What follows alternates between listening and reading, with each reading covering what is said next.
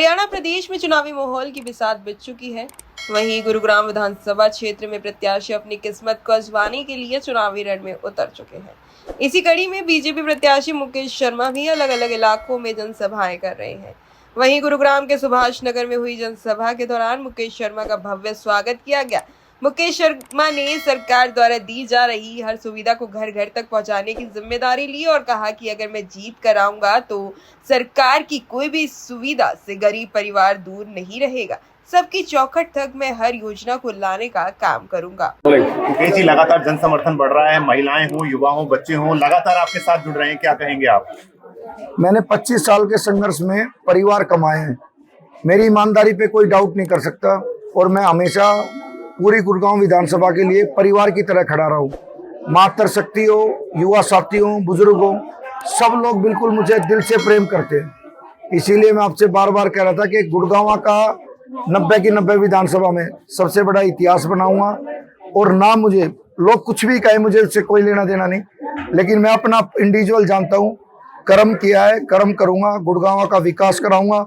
और जितनी मातृशक्ति यहाँ पर खड़ी है, हमें जिन जिन के पीले कार्ड कटे हैं या नए बनने हैं, आते ही सबसे पहली कलम से सबके पीले कार्ड बनवाऊंगा। और जो मोदी जी की स्कीम है पर हर महीने 2200 रुपये दिवाने की, साल के 25,000 रुपये बनते हैं, वो स्कीम आते ही माताओं बहनों के लिए लागू करो। विकास मॉडल क्या है चुन के भेजे जाते हैं, क्या कुछ हमारा सबसे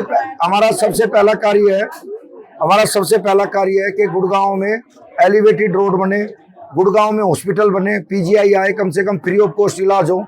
उन लोगों का क्या है जो लोग व्यापार कर रहे हैं यहाँ पर, उन लोगों का कोई है यहाँ पर, उन्होंने व्यापार कर रखा है। हमारी पड़ोस की पड़ोस में ही व्यापार चल रहा है। इसीलिए आप सब लोगों से मैं बाल बाल क्लियर बोल रहा हूँ कि वो जो लोग समाज की सेवा कहते हैं, वो समाज की सेवा नहीं, वो तो व्यापार है। व्यापार जो समाज की सेवा होती है वो होती है फ्री ऑफ कॉस्ट, कोई पैसा ना लगे, वो सामाजिक सेवा बोली जाती है।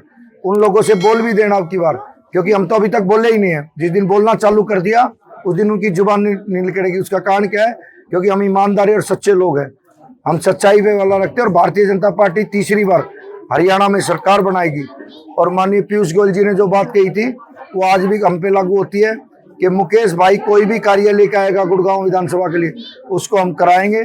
चाहे वो बस स्टैंड की बात हो, चाहे हॉस्पिटल की बात हो, चाहे स्कूल की बात हो। हम भी चाहते हैं छोटे छोटे बच्चे, आशा की किरण है, फ्री ऑफ कॉस्ट इनकी पढ़ाई हो। इनके माँ बाप गुड़गांव में रहते हैं, इनकी अगर जो प्राइवेट स्कूल में पढ़ाते हैं तो कितनी फीस हो जाती है। हम इलाज कराने के लिए किसी बच्चे के जाते हैं तो कर्जवान हो जाते हैं एक साधारण परिवार का आदमी। तो इसीलिए हम चाहते हैं कि सरकारी हॉस्पिटल बने, सरकारी स्कूल में अच्छी पढ़ाई मिले और फ्री ऑफ कॉस्ट हो। और यहाँ का जो पीला राशन कार्ड की जो समस्या थी वो मैं सभी बहनों से कह के बोल के जा रहा हूँ, सबसे पहले इनका पीला कार्ड बनवाऊंगा और इनके लिए सारी सुविधा दिलाऊंगा। मुकेश शर्मा ने कांग्रेस के कार्यक्रम में पाकिस्तान जिंदाबाद के नारे लगाने का जिक्र भी जनता के सामने किया और कहा कि गद्दार लोगों की पार्टी कार्यक्रम में ऐसे गद्दार देश के नारे लगाना यह साफ करता है कि कांग्रेस सरकार की मंशा क्या है। बीजेपी सरकार में कभी ऐसा नहीं होता। बीजेपी सरकार देश हित में काम करती है और अपने देश के मान सम्मान को बनाए रखती है। जनता खुद तय कर लेगी और आखिर किस सरकार का साथ देना है।